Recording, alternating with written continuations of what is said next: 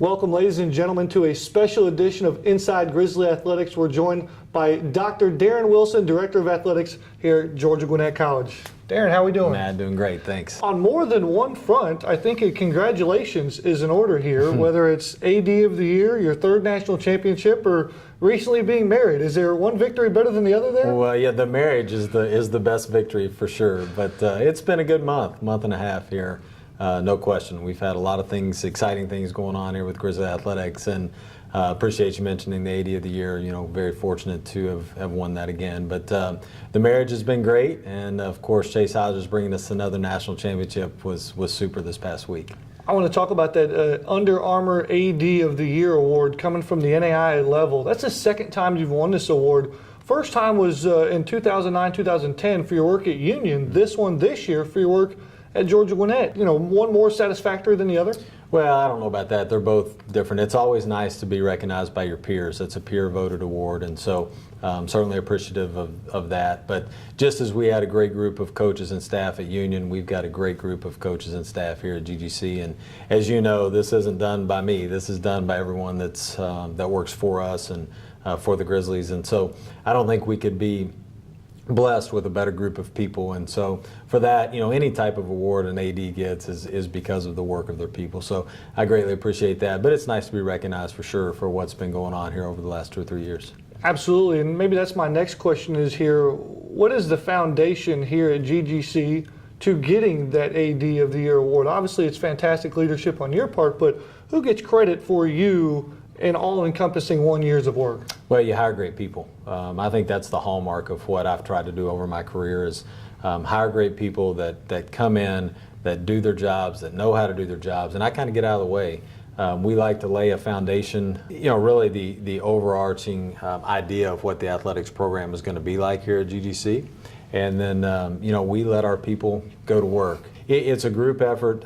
We're fortunate here in that our coaches, as well as our administration, as well as our student athletes, pull for each other, and so you start to see that momentum start to gain. And I think you saw that with our softball program this year. I mean, they were on the cusp last year of winning a championship and just didn't get it done. And this year to be able to break through and win a championship in the conference tournament and go represent us in the NAIA opening round was something special. Represented well this past month, hosting 3 postseason tournaments, 2 at the conference level, 1 at the national level.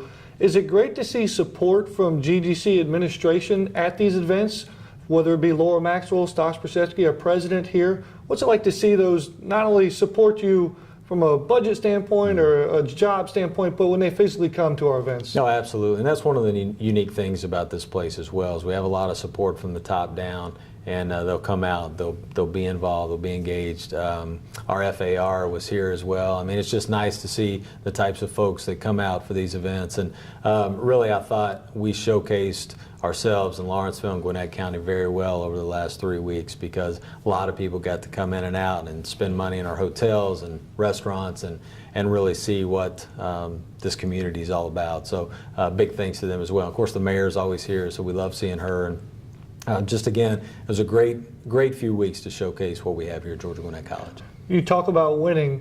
Just recently, Grizzly men's tennis won our 3rd national championship in 2 years of NAIA eligibility. Is that the new expectation, national championship, or is there a certain standard of excellence when it comes to winning? Well, Chase Hodges has done a great job, and I've said this before, regardless of division, he's one of the best coaches in the country. And you look at what our men's tennis team has done over the last 2 years, and then you look at who's coming back next year, things look pretty good for our tennis program here at Georgia Gwinnett College. I think the expectation here with all of our sports is to compete and compete at an extremely high level. And, you know, we're fortunate that we're able to say, you know, one of our goals is to compete nationally with all of our programs, and we've proven over the last 2 years that we've been doing that. And so, yeah, the bar is set at the national championship level, certainly for our men's and women's tennis teams, and our other programs are trying to emulate that as well. Is that pressure? Probably. Chase would say it's pressure, but it's also expectation on his part. When I hired him back 2.5 years ago now, that was one of the things that brought him here, was the ability and opportunity to compete for multiple national championships, both in our men's and women's programs, and he's proven that he was the guy to come in here and do that. You may have found it in Chase, you may have found it in Kat and Brad, but recently you've had an opportunity to hire a new head coach. When you go through that process, what are the qualities you're looking for, not only for a head coach, but that fits here at Grizzly Athletics? No, well, you hit the nail on the head. It's someone that's going to be a great fit, someone that has high integrity, that runs programs with a lot of class and wants to do things the right way, both on and off the field. Obviously, they have to know their craft. They've got to be proven in some way, and Chris Kuhn certainly has been proven as a head coach as well as an assistant coach that they can win, that they can compete for championships.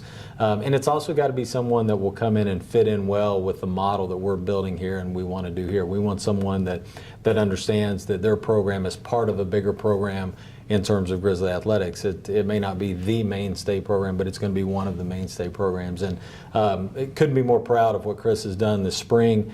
The lady soccer players are very excited. He's got about 15 new recruits coming in, so we'll have a balance of almost half and half of returners and new players coming in the fall. And so I'm really looking forward to seeing that program blossom on the field and off the field with what we're going to see this fall. For the third time in 3 years, Grizzly student athletes have excelled in the classroom. We've got more than half of our athletes that have above a 3.0. 6 have registered a 4.0 or better. It's just remarkable. What is it like from your chair to see these young faces come in and now they've grown and matured through Grizzly Athletics to become adults in our society? Well, absolutely, and really Dr. Ian Potter's done a great job helping with that student-athlete experience, as we call it here, and we try to give them resources that they may not have in an institution like this across the country to be able to excel both on the playing fields, but certainly off the playing fields. And all of our goals, and culminate into we want our student athletes to graduate. And so when those GPAs stay up there and they're doing a great job in the classroom, then that helps solidify what we're doing on the field and what we're able to do as part of a holistic approach here with Grizzly Athletics. I'm sure everywhere you go, I get the treatment as well. We get stopped by the people in the Gwinnett County and the community wanting to know when we're going to expand. Give us an update 1 year later. What's the growth development of Grizzly Athletics in potentially adding more sports or buildings or whatever the case may be? No, it's a great question, and I get it a lot just as you do. As you know, we're bound a little differently funding-wise than a lot of schools across the country. In the state of Georgia, you cannot use tuition dollars for funding. So we either have student fee dollars or whatever we raise, and that's where we're funded. So right now we're happy with where we are. We certainly don't want to put an increased burden back on our student body to ask for a fee increase. And so we're going to be happy with these 6 sports, and we're going to continue to try to compete nationally with all 6. I would say you're still looking in the next 4 or 5 years before we would look to add. And as I've said all along, we'll eventually look to get to 10 sports and then kind of continue to try to compete at a national level with those. And lastly, I had to make you work for it here. Your favorite topic in facilities. What's next for Grizzly Athletics? Well, it's going on right now. We're, as I've said, we've blown up our tennis courts, but we've taken up 4 of our 8 competition tennis courts down at the Grizzly Tennis Center, which is just a mile down the road. And 4 of those are already up. They're doing the base grading right now and getting ready to put the asphalt back down. And so we'll have 8 state-of-the-art tennis courts to go along with our national championship tennis teams. It's going to happen here over the next 5 or 6 weeks.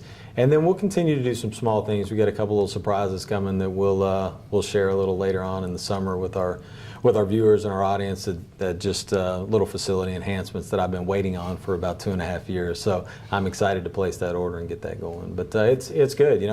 Doug Court and his staff have done a great job with our facilities and with keeping those up and keeping, the grass looks super right now. And everything we do here and around here comes with an attention to detail. And that's something we want to continue to do. We're very proud of our facilities, but as we continue to grow and we continue to expand and we continue to have some longevity in this program, we want to make sure that we keep everything as pristine as we possibly can. And so, again, big thanks to those folks that do that. Well, I think more than one congratulations is in order here, Darin. Thanks for stopping by. We greatly appreciate your time. And I don't know what the encore is for next year, and I don't think you need it, but good luck. We're looking forward to it. Thank you, and thanks for all that you do, Matt.